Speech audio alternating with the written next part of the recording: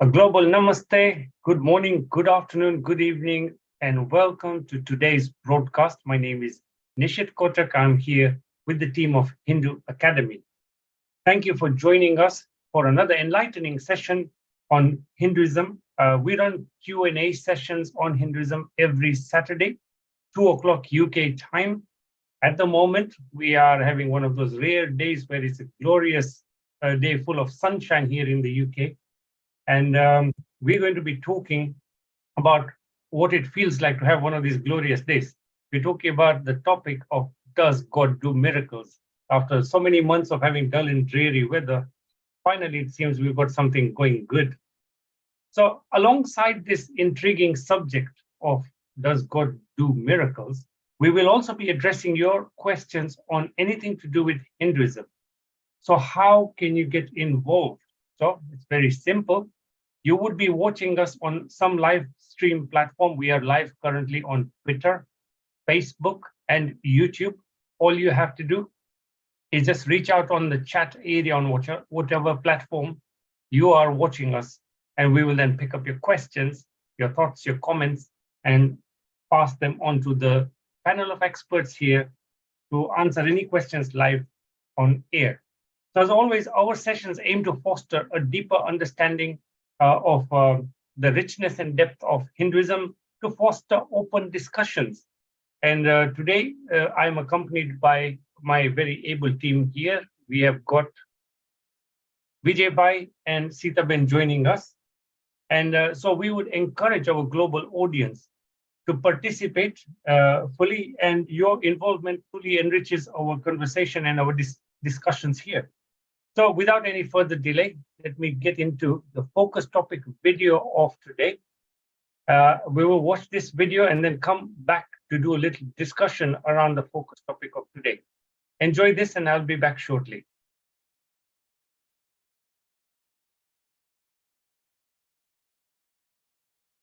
To be rejecting miracles, realist events, and they fail to prove the existence of God. However, how does this explain those miracles discussed in Hindu scriptures, Bhagavad Puran? Stephen, this is a good question, and many look. One of the ways human beings can relate to the idea of God is saying God can do miracles. So this is proof of God. He can bend the rules of nature. This is what miracle means. Bending the rules of nature and doing things which are against the laws of nature and kind of fulfilling the desires of the devotee, etc. And this is why we believe in miracles. Because of miracles, we believe in God, because God interferes and can change the laws of nature. Sounds like a clever idea, but look, let me show you the weakness, tremendous weakness. Now, does it mean that only if you pray to God, suppose somebody is very ill in your family, God forbid, suppose somebody is very ill, and you pray to Lord, whichever God you like to believe in, you pray, and that person recovers. Now, the issue is this. It may be the recovery was going to happen anywhere, it's just good luck, and it's nothing to do with God interfering. And secondly, the issue arises this. Does God only help those people? Is God like a businessman? Only those people who say, I pray, Lord, help my son, is ill. Then God says, okay, you pray to me, good for you, I'll help you. Then God is seen in a very poor light. He's a commercial man. He's hardly worth bothering with. God is seen in a poor light if he begins to interfere with only when you pray to him. So now the question is, but we do notice in some cases, some saintly people are able to do things which appear like miracles. What is happening? This is what's happening. First of all, please recognize the power that you have within you. Your power of your mind is very dramatic. You don't recognize how powerful our minds are. They can bring about physical changes. And it's not something just making it up. In the university, hospitals, etc., when they're doing research, they find out that people are very optimistic about life and about living and recovering, recover very fast. And those who are very pessimist, kind of, downsize themselves, die very fast. This is real research in hospitals. So your mind is in a way interfering or kicking into your physical being, allowing, in a way either helping or hurting your physical being. So the mind is a very important tool we all possess.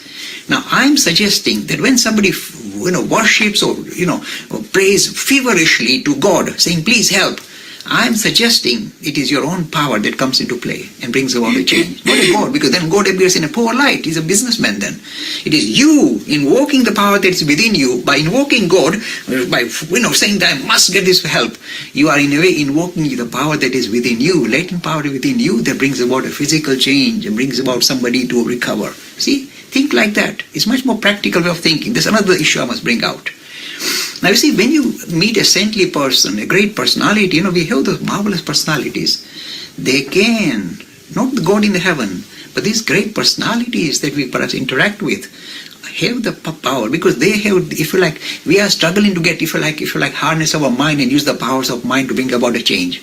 But they have already harnessed their minds.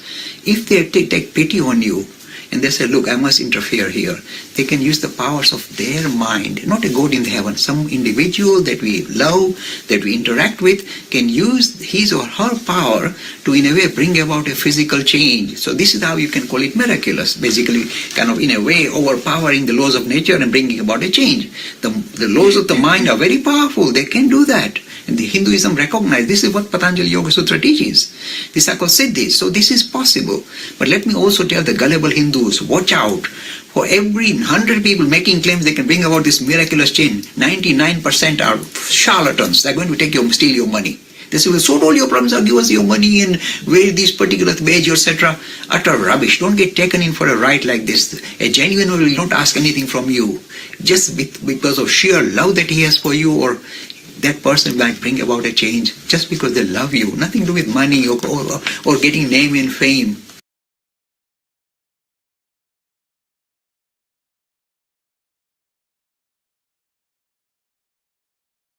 Brilliant. So that's a wonderful start to today's session. It is a very interesting topic.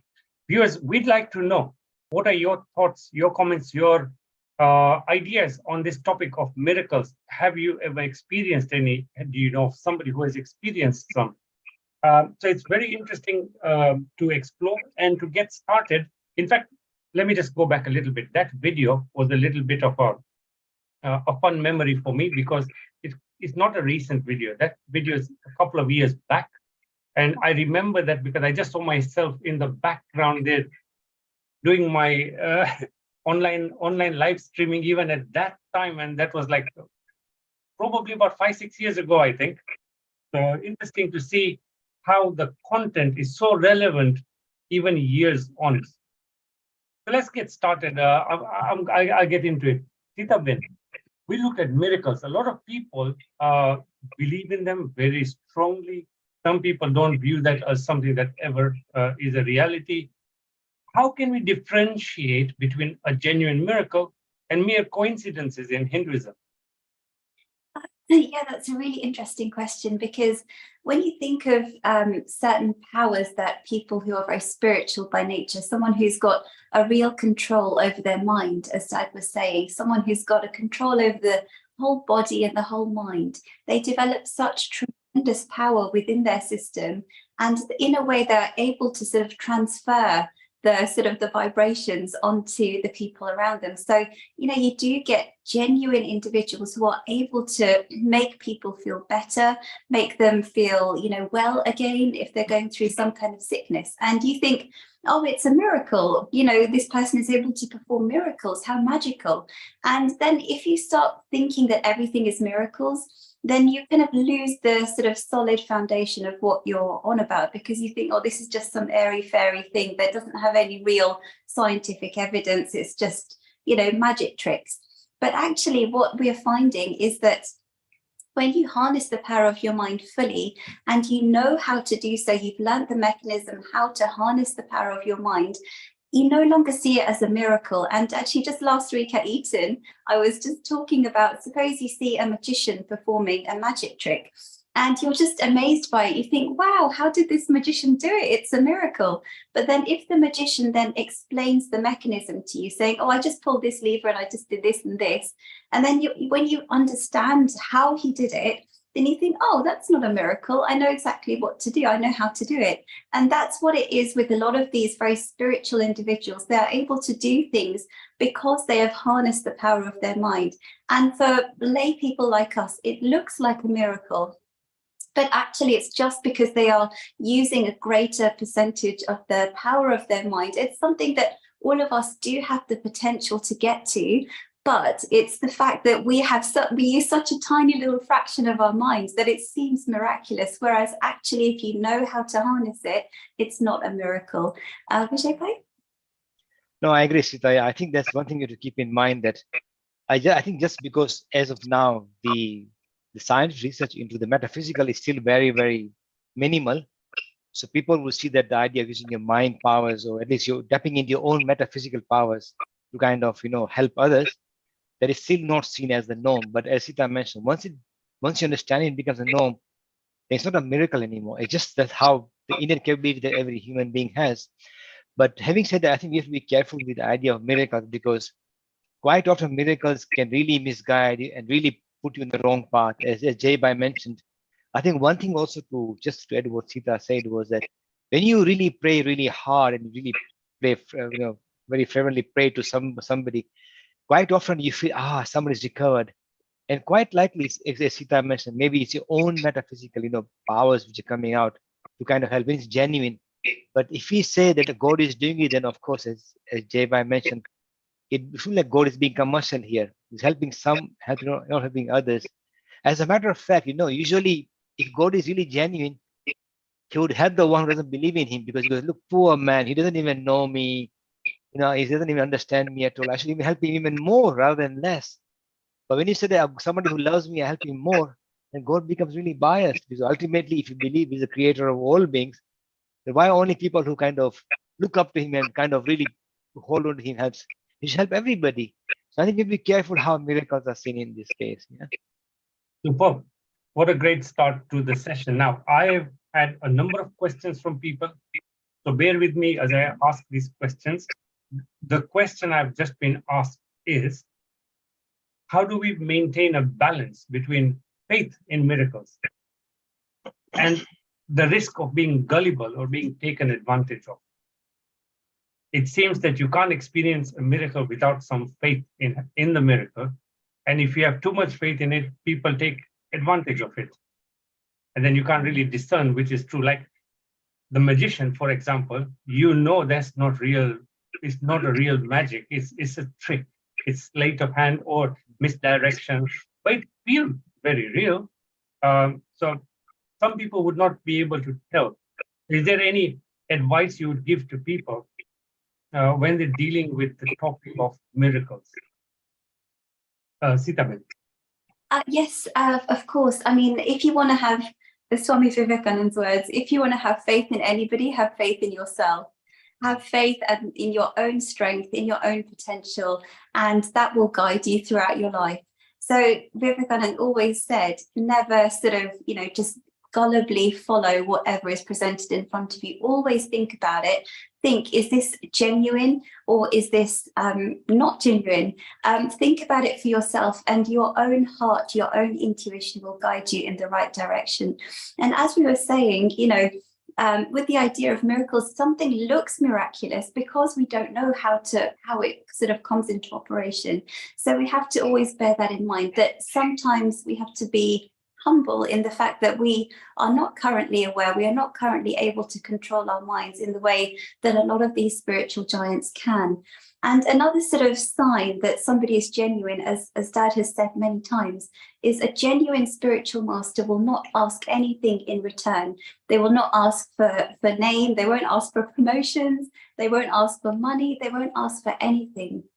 They're just genuinely wanting to help humanity because they love humanity, and they're not asking for anything in return. So that's a sign of somebody who is really genuine. But for everyone genuine, as Dad said, there's hundreds of charlatans out there, and you have to be extremely careful. So I think the safest place to start is by saying, let me have faith in myself. Let me learn myself the power of how to control my mind. Let me practice meditation, let me practice disciplines on myself and become somebody who can actually genuinely help humanity by controlling the power of my mind and using it for the betterment of everybody.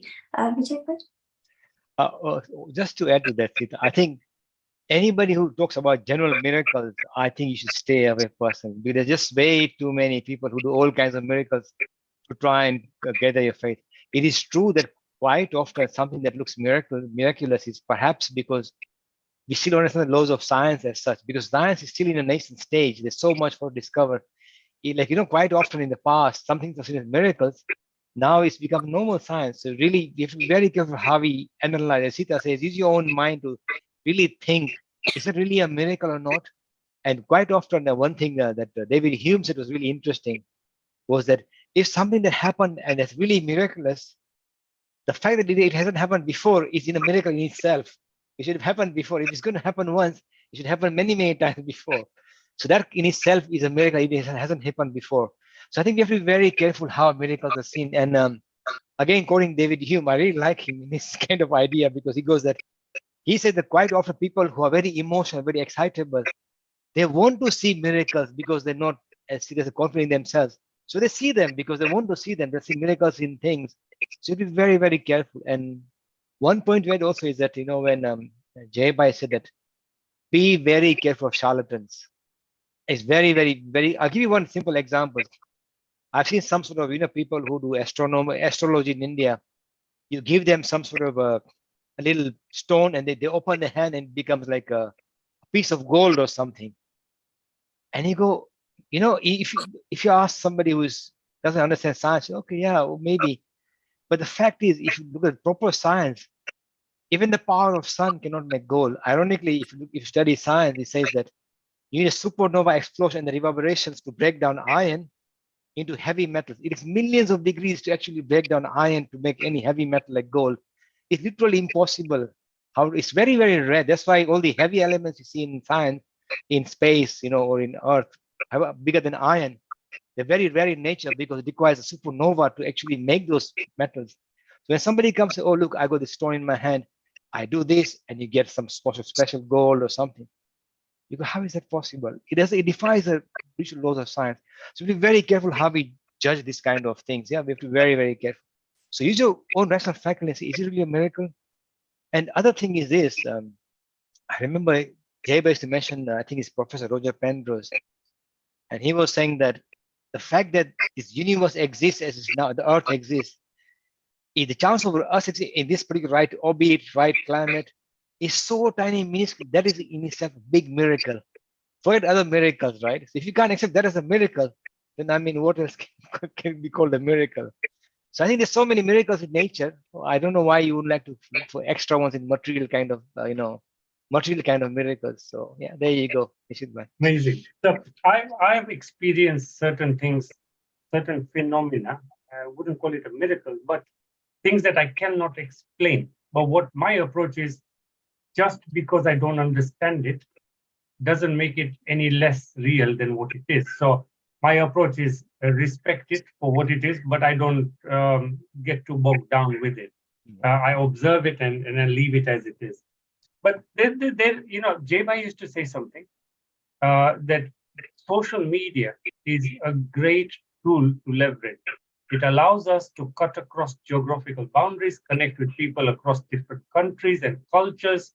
And through this medium, we've been able to connect with very, very many people around the world. But with everything, it has to be used responsibly. So the next question is this. I remember some time back when there was a phenomenon going on around the world where certain murti in the temples were presumed to be drinking milk or sipping milk. And that sort of went viral. And the way it went viral was because access to communication was very easy. So WhatsApp, videos, emails, everything started going around the world. So my question is this. In a modern world, how do we evaluate the authenticity of a reported miracle, especially, with misinformation and sensationalism and things like that? As a responsible person, should we be forwarding these things without any due cause and creating more chaos? What's the approach, Sitaben? As a responsible person, what should we be doing?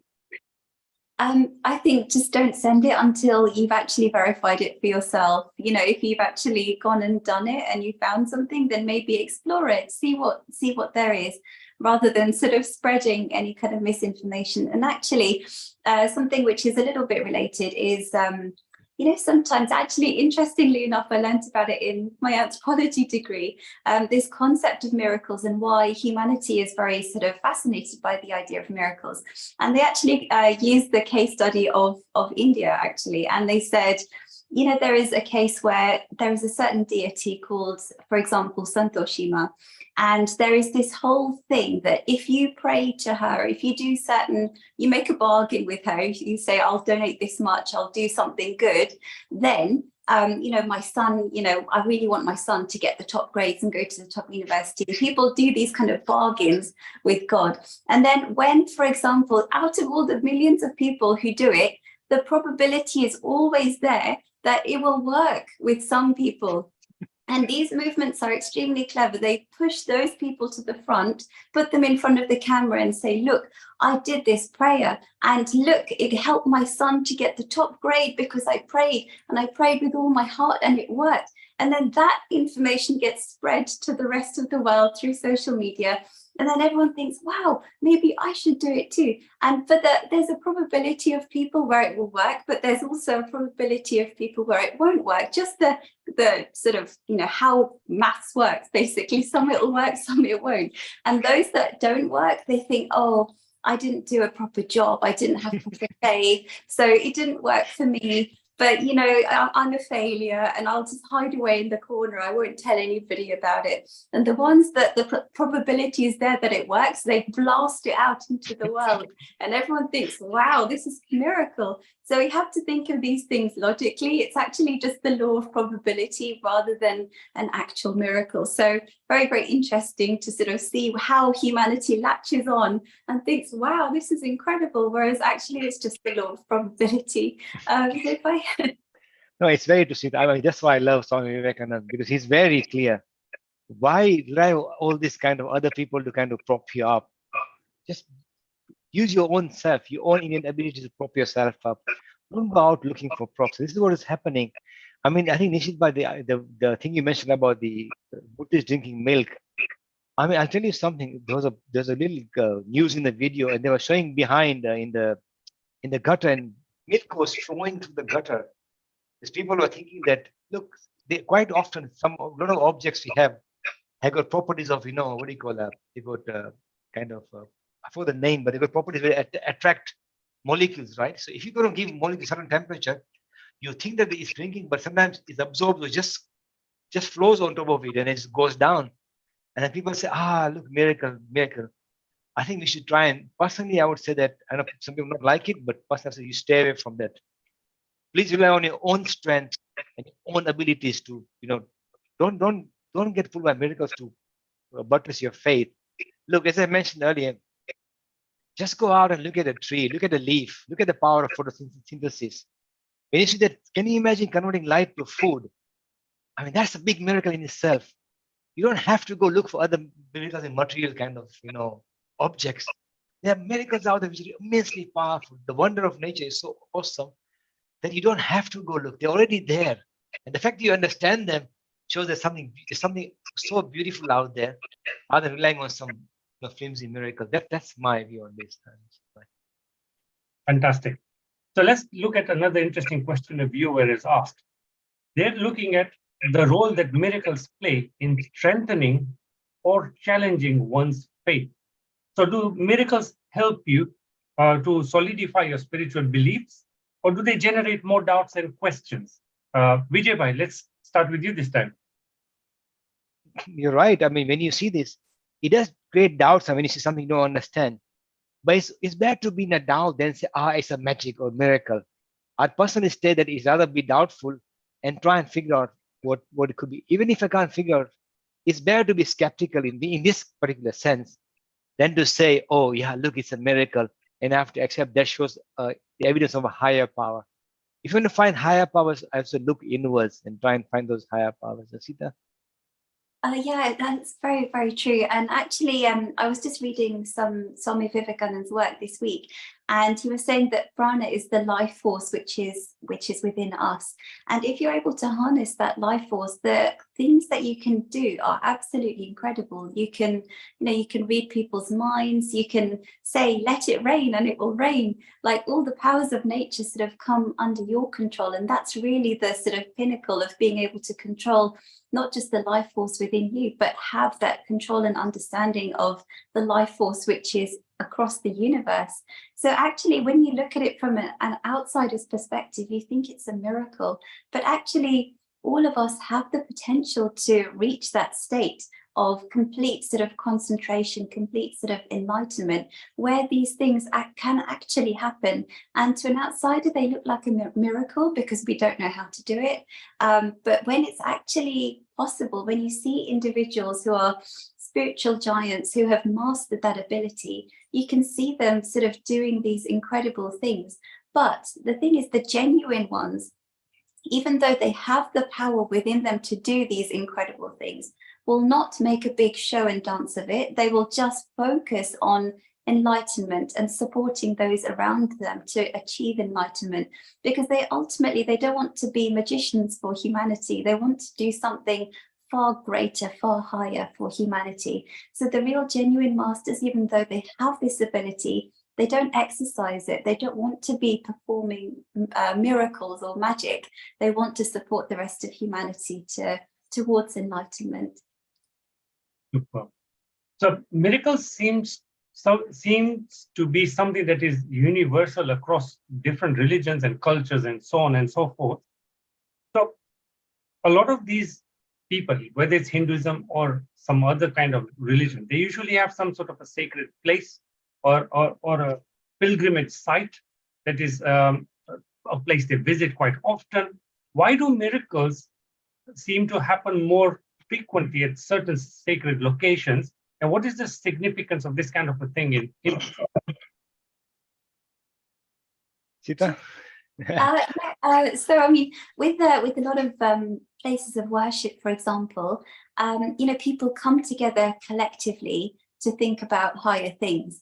And the fact that lots of people come together and think of higher things, in a way, creates that sort of very positive atmosphere in that place. So it becomes a very spiritual environment. So when you step into it, if you're feeling down or low about anything, if you step into a place where lots of people have thought spiritual thoughts and thought of higher things, it can somehow, in a way, uplift you.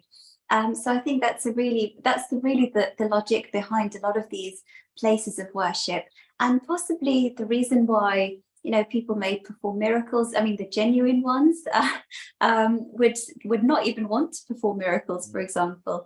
So you have to be very careful. And sometimes these places of worship and prayer, they can sometimes get misused by charlatans who go there because they know they've got a ready-made audience who are sort of wanting to believe in something higher. And if they see somebody performing a miracle in that kind of a place, they think, wow, this is some kind of proof that there is something here. But you have to be extremely careful with this idea of miracles, because a genuine one would not go around parading it to groups of people and be a magician. They would want to sort of aim for something much higher than that. Vijay? I think absolutely true, Sita. I think one thing we have to be careful. Look, if it's a spiritual place, a very calm, nice, beautiful place, it doesn't matter. I mean, I've heard atheists when they go, they go to Bodh Gaya or some famous place, and they feel uplifted. Nothing to do with sometimes the fact that it's a God in the heavens. It's just the ambience of the place is so spiritual. But we have to be careful. Quite often you see that I've been to some temples, there's huge amount of people together are playing very fervently. And then you see some, some people saying, oh, miracle is going to happen. So you have to be careful.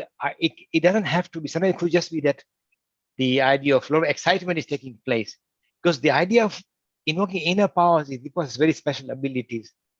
So I think we have to be very careful what we see sometimes. I would just say that if you go to a very special place, as the ambient, very beautiful ambient place, which uplifts you, be happy with that. Don't try and grab something more. Just use the environment and the beauty of the place, or the spiritual kind of ambience you feel. Use that for your own spiritual progress. And let's leave it at that. Don't try and get more. Don't be more greedy, I think. That's what I would say.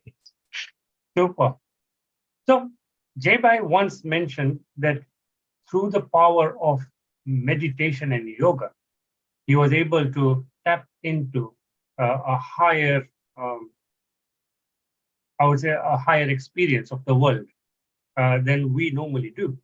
So my question is this: that what is the role of spiritual practices such as meditation and yoga in the chances of you experiencing miracles, or as we say, divine intervention, for example, harnessing that power of the mind that Sita Ben was talking about? Is that something people can work towards? Yeah, I mean, yeah, all I can Nishit Bahe is that Patanjali Yoga Sutra is an experiment in the sense that it tells you how we can actually go towards, achieving the idea of enlightenment or moksha. But yes, it is said that if you tremendously focus and you very successfully practicing meditation, then yes, you have this innate ability. It's called siddhis, as Sita mentioned, which you can use. You can use it for very powerful things if you want to. But again, Patanjali puts a warning. If you do that, you'll be distracted from your actual goal. So really, you should not be doing that in the first place. But the thing is, right, this is not something that, look, a lot of people have experienced this. So in a way, we have examples of people who have successfully done this experiment and succeeded. But personally, I would say if you haven't done it, it's okay to doubt it. You can say, look, I haven't achieved that goal, so I doubt that the city is active. That is fine too. We accept that idea. You have to be successful. But if you're really geared to spirit, you're really determined to find your, spiritual progress, and you go for that goal, then happily go for it. Then you will see that innate power come inside you. But remember, the requirements to be successful in meditation are very, very stringent, very strict. Just the yams, niyams are actually very tough to follow. So before even you start on that path, you have to be of the right frame and right mind to even start that process. That's something about Patanjali Yoga in this case. Of course, we have many other kinds of meditation, which are fine too, because they help you calm, make you feel better, also make you progress spiritual to some extent, which is fine too. But you have to be careful. The goals of Patanjali Yoga Sutra of innate powers, the immense powers, and for that you need to be you have to be really prepared for that. Yeah, Sita? Yeah, I completely agree. I think yoga helps us to sort of change our state of consciousness, because we are currently operating at a level of consciousness where we use our rationality, our intellect to make sense of the world. And we think, this is a wonderful place to be because everything makes sense. But what yoga is saying is actually there is a whole other level of consciousness, a level of super consciousness, which is ultimately samadhi. The conclusion of yoga is samadhi. And when you reach that state, you're no longer at the level of intellect and logic and reasoning. At that level, you see the limitations of rationality and logic. You are in a completely new place, which is in a way like at the level of intuition. And you see things that somehow don't necessarily fit into the framework of your little box of rationality and reason. You see far greater than that. You see the world or the universe in such a tremendously deep light, which cannot be sort of confined to the sort of limitations of logic and reason that humanity has created. So I think it's a really, really beautiful thing to understand that, for the vast majority of humanity, you operate at the level of instinct, like unconscious thought, where, you pull your hand away from a fire before you even know you've done it. This level of unconscious thought and at the level of conscious thought. And we think that's all there is to our human existence. But yoga shows us there is a whole other level of intuition. And sometimes we do get glimmers of intuition, like, say when your mind is in a state of being relaxed and calm, you suddenly think, oh, why didn't I think of this before? And, you kind of get that eureka moment. At the time when you don't expect it, when your mind is particularly calm, like when you're about to fall asleep or you're in the shower or whatever, you think, oh, that makes sense. It just sort of pops out at you like magic in a way, a miracle. But yeah, so I think it's just these glimmers show that there is a whole other level to our consciousness that we are not aware of. Brilliant. So folks, if you've just tuned in today, we are the Hindu Academy team. We run every Saturday at 2 o'clock a live session that is a Q&A session on anything to do with modern Hinduism. We usually start off with a focus topic. Today's topic happens to be, does God do miracles? A miracle can simply be defined as that which causes wonder. A miracle is something like something that contradicts or is beyond the ordinary experience and is caused by some sort of a supernatural force, we can say, basically suspending the laws of nature to produce an astonishing, something astonishing happening. Of course, Hindus, they reject the notion that miracles contradict science, because science just says, it only acknowledges that we have one earthly plane with 5 senses of the physical body. But the Hindus say, of course, we've got 3 worlds. We've got here the earthly world, and then we've got the in-between world, the Antarlok, and then we've got the Brahmlok, which is, so 3 different planes of existence, if you can say. And so from time to time, you will experience something interesting happening. And can you share some examples in the scriptures, maybe? Like I can think of one miracle is where Lord Shiva beheaded his son unknowingly, but then put him back to life as Lord Ganesh, right? So that's a miracle. Could you share some of the miracles in Hinduism that are? All I can say is that I think one thing, Nishit, we have to be really careful, yes? The Puranic scriptures, a lot of these miracles, they are but in a way stories to pass on a message. I think we have to be very careful to take them literally. I know a lot of people will not like what I'm saying, but the thing is this, there's a lot of miracles you see in that sense, because in a way, those are kind of a lot of colorful stories you see. Like you see that Viman's flying, this, you see Ravan was flying in the Viman, all these stories. There is nothing to back it physically, archaeologically. We have to be very careful, right? But that doesn't mean the story has got no value. The story has tremendous value because it brings us religion. It makes us, understand moral values. It brings us closer to the idea. If it is not colorful, then it's very difficult to attract us. But we have to keep a rational mind and realize actually, in a way, the stories are not as you see, because there are so many stories like Puranic, which are like amazing stories you see, right? And in a way, they're centered towards all the different gods you see. Like even the Indralok and Devlok battles you see all the time taking place, which are in the Vedic scriptures, or also in the Puranic scriptures. I think we have to take the message from the stories rather than making sure that the kingdom is literally true. That's my view on that. Sita? Brilliant. So you know what, before Sita Ben comes up, this is the reason why we do these sessions. We're not sugarcoating things, we're giving it to you straight. So, it is a really interesting answer, and I'm sure the viewers will appreciate that it is straightforward. Sita Ben, over to you. I completely agree with Vijay Bhai. We have to be extremely careful when we look at these stories because they come from Hindu mythology. And mythology means mythology. It's not completely 100% literally true. We have to really keep a rational head on.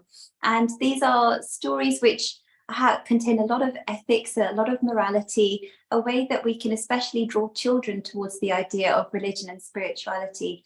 And to be honest, it's not even restricted to Hindu mythology. We've got modern mythology, as Dad has said many times. We've got Harry Potter, we've got Lord of the Rings, we've got all of this modern mythology, which also contain all these stories of valor and strength and honor and all of these characteristics which people love and they want to aspire towards. So it's not just restricted to Hindu mythology. We've got mythology around the world, which helps us to sort of learn about ethics and morality and become more spiritual in our everyday lives. But the big trap that we have to avoid is make sure that we don't think of these things as being literally true. If they do not make sense, they are not literally true. Like, how can Ravan have 10 heads? There's just so many things which do not make sense. And you have to understand that they don't make sense, but they are colorful, they are fun.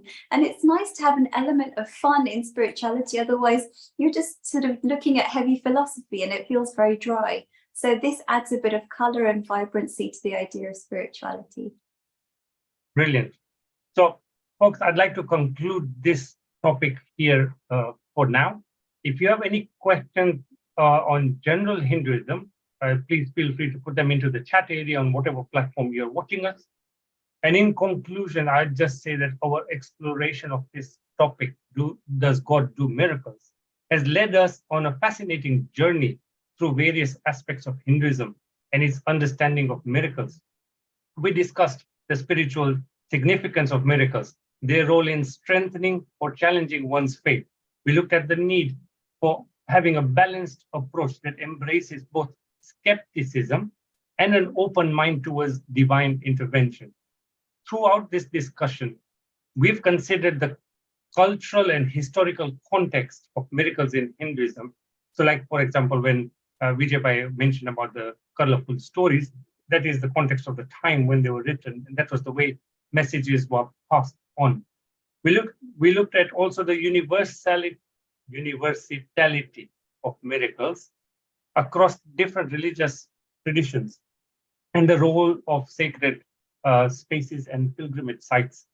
We looked at the importance of developing critical thinking and discerning when you evaluate claims about a miracle, and the need to be socially responsible before passing information or misinformation.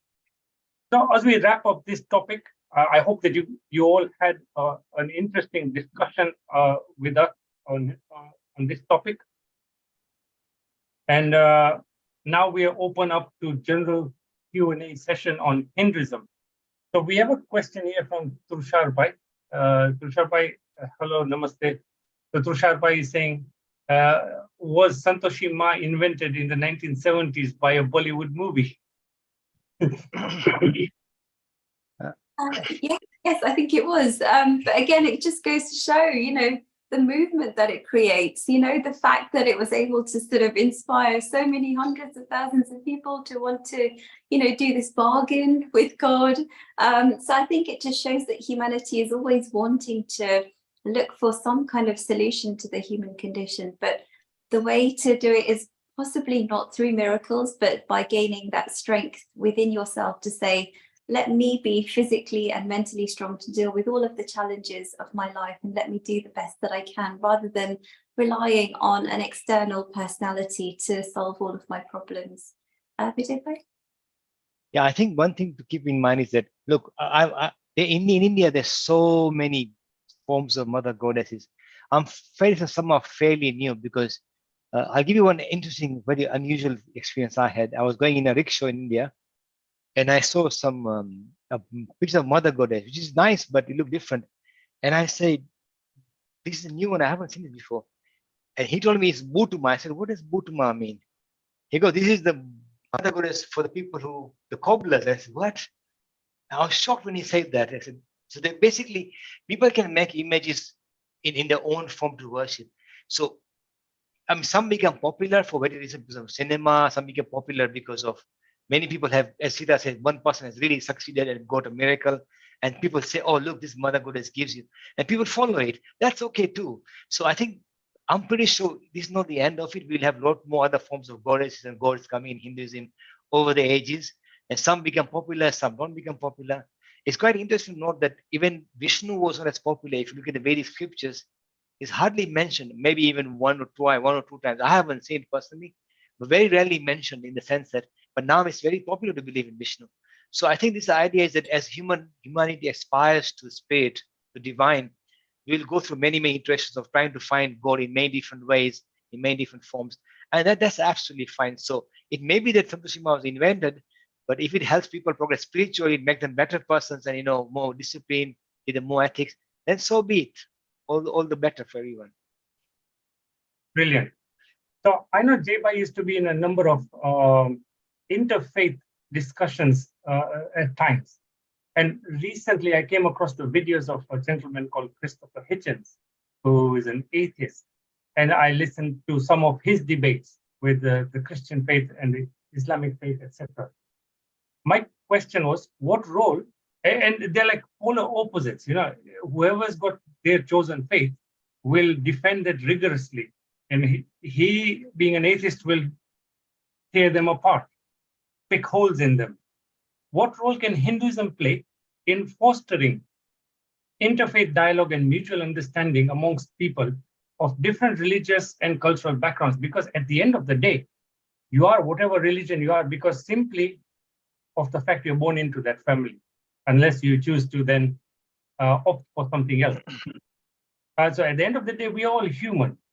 You just adopt a certain belief set. And how can Hinduism then basically help foster an interfaith dialogue? Chita? Yeah, I mean, we have talked about this before, and it's basically Hinduism is incredibly pluralistic. It's just in the fiber of its very being to be pluralistic, which means that there are lots of different ways of making spiritual progress, and it's not a compromise to admit that there are not just one pathway, but there are multiple pathways of making progress, because humanity is by its very nature different. All human beings have a very special, unique, individual journey towards spirituality. And it's actually a beautiful thing to celebrate the fact that there are so many different spiritual paths.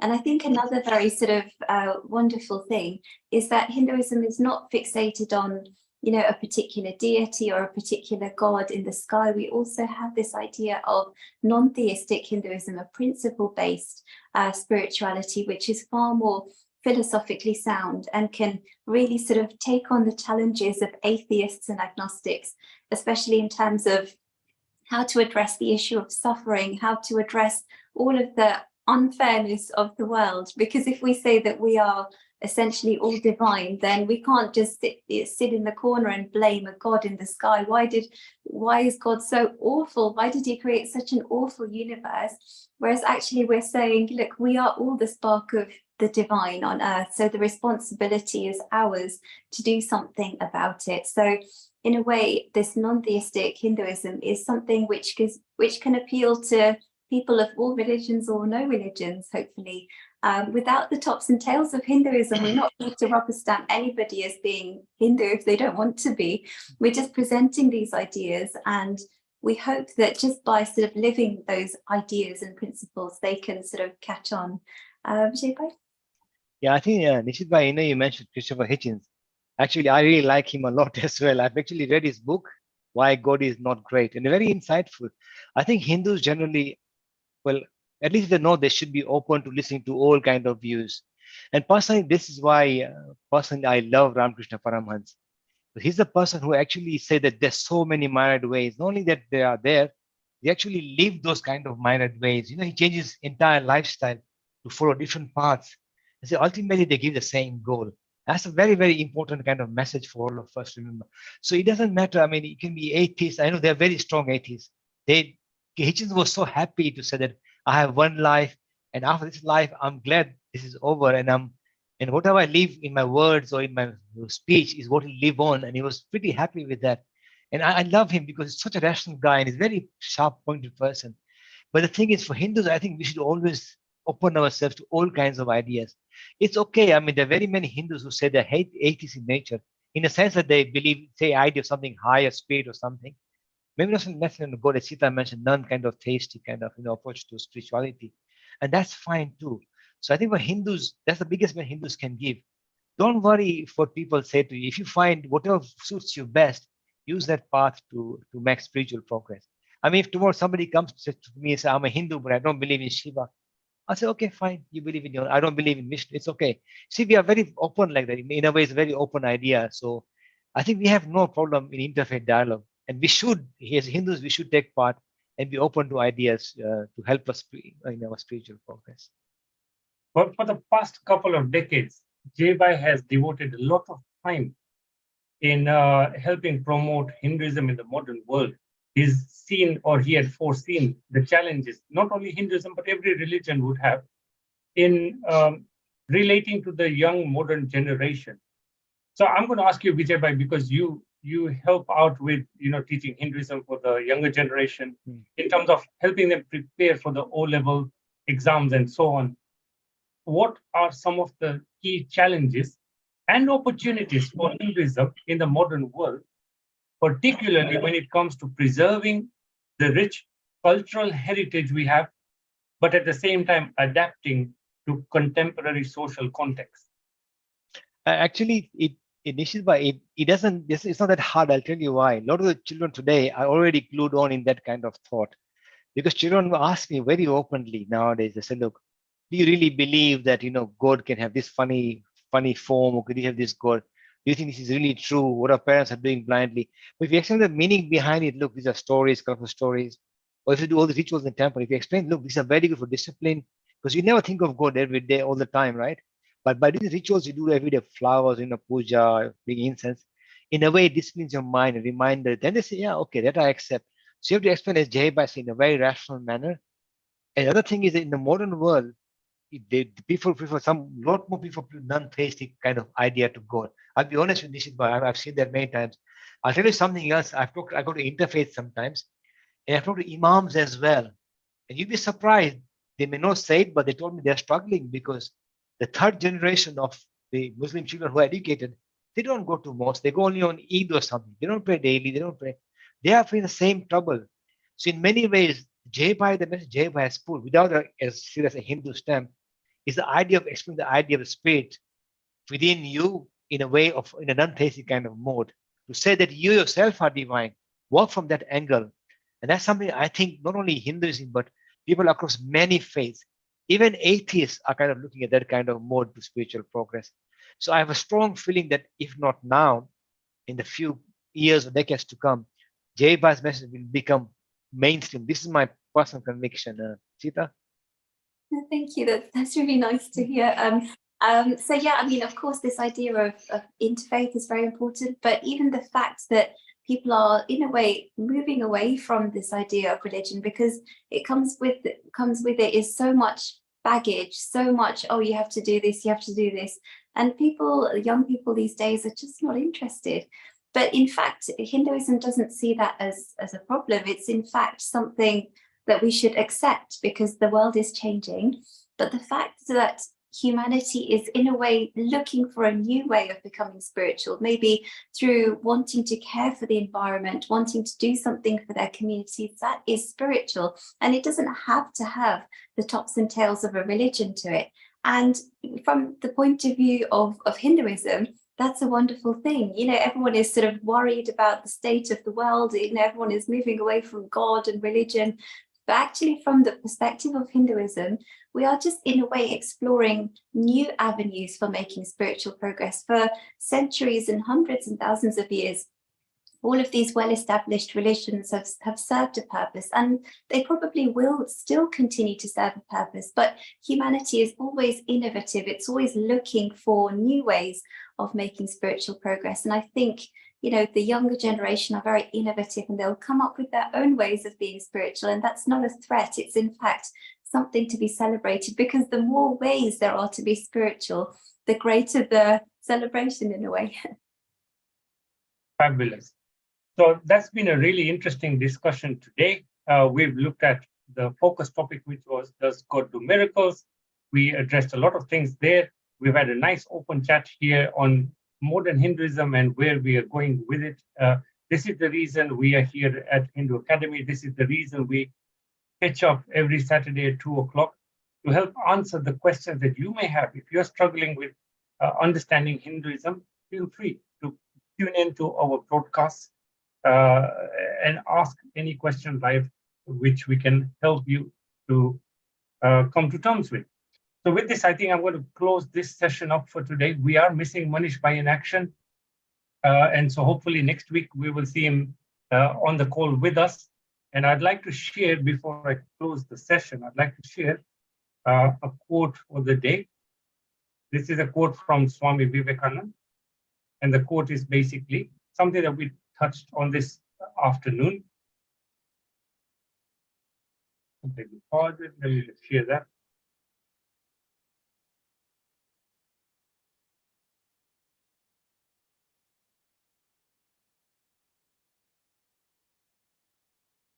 I don't believe that screen is sharing anymore. So I'm just going to bear with me.